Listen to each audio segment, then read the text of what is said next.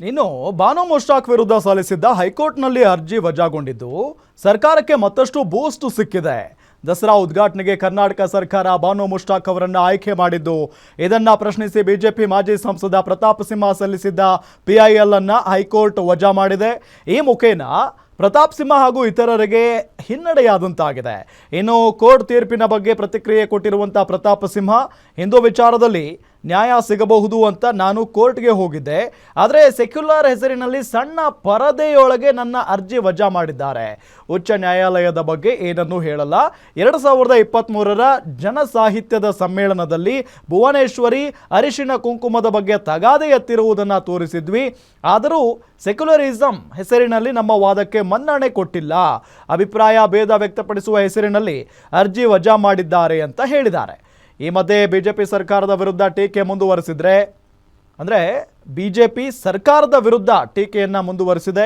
ಕಾಂಗ್ರೆಸ್ ನಾಯಕರು ಹೈಕೋರ್ಟ್ ಆದೇಶವನ್ನೇ ಮುಂದಿಟ್ಟು ಕೇಸರಿ ನಾಯಕರಿಗೆ ಬಿಸಿ ಮುಟ್ಟಿಸಿದ್ದಾರೆ.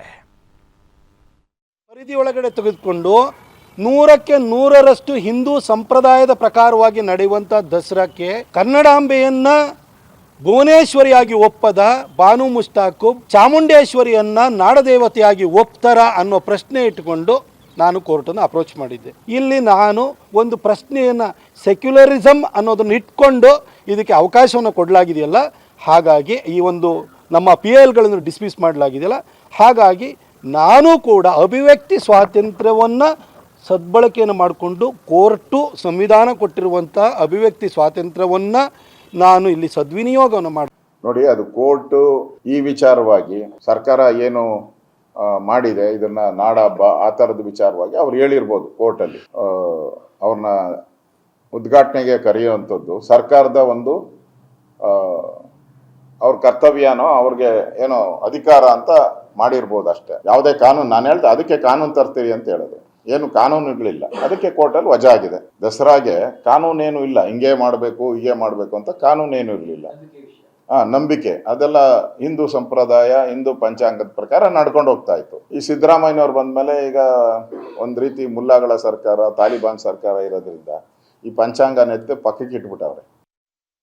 ಏನಪ್ಪ ಅವ್ರನ್ನ ಪಾರ್ಟಿಲಿ ಟಿಕೆಟ್ ಕೊಡ್ಲಿಲ್ಲ, ನಾನು ರಾಜಕೀಯದಲ್ಲಿ ಬದುಕಿದೀನಿ ಅಂತ ತೋರ್ಸ್ಕೋಬೇಕು ಪಾಪ ಪ್ರಯತ್ನ ಮಾಡ್ತಾ ಇದ್ದಾರೆ. ಅವ್ರಿಗೆ ಒಳ್ಳೇದಾಗ. ಏನಪ್ಪ ಅವ್ರನ್ನ ಪಾರ್ಟಿಲಿ ಟಿಕೆಟ್ ಕೊಡ್ಲಿಲ್ಲ, ನಾನು ರಾಜಕೀಯದಲ್ಲಿ ಬದುಕಿದೀನಿ ಅಂತ ತೋರ್ಸ್ಕೋಬೇಕು ಪಾಪ ಪ್ರಯತ್ನ ಮಾಡ್ತಾ ಇದ್ದಾರೆ. ಅವ್ರಿಗೆ ಪ್ರತಾಪ್ ಸಿಂಹ ಅವರು ಅಂಕಣಕಾರರಾಗಿದ್ದವರು, MP ಆಗಿದ್ದವರು, ಸಂವಿಧಾನನ ಅದರ ಅವಕಾಶಗಳನ್ನು ಹಕ್ಕುಗಳನ್ನು ತಿಳ್ಕೊಂಡು ಹಿಂಗೆ ಮಾತಾಡಿದ್ರೆ ಹೆಂಗೆ? ಈಗಲಾದರೂ ಅವರು ಕೋರ್ಟು ನ್ಯಾಯಾಲಯ is the custodian of constitution, ಅಲ್ಲಿ ಸಂವಿಧಾನದ ಪ್ರಕಾರ ಏನು ಮಾಡಬೇಕು ಅನ್ನೋದನ್ನ ಅವರು ಹೇಳಿ ಅವರು ರಿಜೆಕ್ಟ್ ಮಾಡಿದ್ಮೇಲೆ ಇನ್ನಾದರೂ ಅವರು ಬುದ್ಧಿ ಕಲೀಲಿ, ಅವರಲ್ಲಿ ತುಂಬಿರ್ತಕ್ಕಂಥ ಮತೀಯ ಅಂಧ ಭಾವನೆಗಳು ಹೊರಗೆ ಬಂದು ಭಾರತೀಯ ನಾಗರಿಕ ಆಗಿ ನಡ್ಕೊಳ್ಳಿ. BJP ಧರ್ಮದ ವಿಚಾರವನ್ನು ನಾನು ಅದಕ್ಕೆ ಮಾತಿಗೆ ಹೇಳ್ತಾ ಇದ್ದೀನಿ. ನಮ್ಮ ರಾಜ್ಯದೊಳಗೆ ನಮ್ಮ ದೇಶದೊಳಗೆ ಧರ್ಮದ ವಿಚಾರ ಚರ್ಚೆ ಹಾಕೊಂತ ಹೋದರೆ ನಾವು ಅಧೋಗತಿಗೆ ಹೋಗ್ತೀವಿ. ನಾವು ಧರ್ಮದ ಬಗ್ಗೆ ಚರ್ಚೆ ಮಾಡೋದನ್ನ ಬಿಟ್ಟು ಅಭಿವೃದ್ಧಿ ಬಗ್ಗೆ ಚರ್ಚೆಗಳಾಗಲಿ. ನಿಮ್ಮ ಸರ್ಕಾರದಾಗ ಏನಾಗಿದೆ, ನೀವೇನು ಮಾಡಿದ್ದೀರಿ, ನಾವೇನು ಮಾಡಿದ್ವಿ ಅಂತ ಅದ್ರ ಚರ್ಚೆಗಳಾಗಲಿ. ನೀವು ಧರ್ಮದ ಚರ್ಚೆ ಮಾಡಕ್ಕೆ ಹೋಗಿ ಯುವಕರಿಗೆ ಏನು ಸಂದೇಶವನ್ನು ಕೊಟ್ರಿ BJP? ಬಾನು ಮುಸ್ತಾಕ್ ಅವ್ರ ಬಗ್ಗೆ ಚರ್ಚೆ ಮಾಡಕ್ಕೆ ಹೊಂಟಿರಿ. ಬಾನು ಮುಸ್ತಾಕ್ ಅವರು ಕನ್ನಡದ ಕೃತಿನ ಬರೆದಿದ್ದು, ಯಾವುದೋ ಉರ್ದು ಕೃತಿ ಬರೆದಿಲ್ಲ. ಉರ್ದು ಕೃತಿ ಬರ್ದಾರ, ಕನ್ನಡ ಕೃತಿ ಬರ್ದಾರ. ಇವತ್ತ ಲಂಡನ್ ಒಳಗೆ ಅಂತಾರಾಷ್ಟ್ರೀಯ ಮಟ್ಟದೊಳಗೆ ಬೂಕರ್ ಪ್ರಶಸ್ತಿ ಬಂದೈತಿ.